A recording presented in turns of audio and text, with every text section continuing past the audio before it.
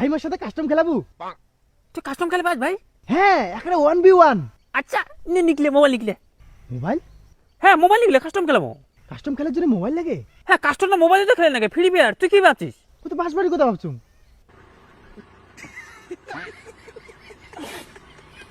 ছাগল কোটে কেন না নিয়ত খারাপ রে তোর রে। এ ভাই চল না 1v1 খেলবো লাই। আচ্ছা এ তো নিয়ত খারাপ রে, তোর বাড়ির বাপ ভাই নাই রে। আরে চল না। তাতে চলে ছাগলামি না করি তুই তো একটা কাজ করিস ভাই। কি কাজ?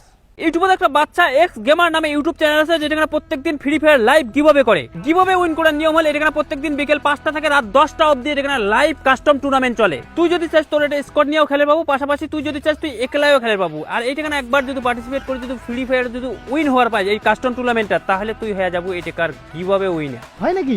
হ্যাঁ, পাশাপাশি এই বিষয়টাও নিয়ে তো চিন্তা করে রাখবে না। বাচ্চা এক্স গেমার ইউটিউব চ্যানেলটা আছে, এই ইউটিউব চ্যানেলের অনার মোর বন্ধু হয়। ইয়ে যদি তোমার সাথে চিট করে তাহলে এক বোতল তেল আনি পাঁচলিয়া মারি দেন। কিন্তু ভাই মোর যে মোবাইল নেই।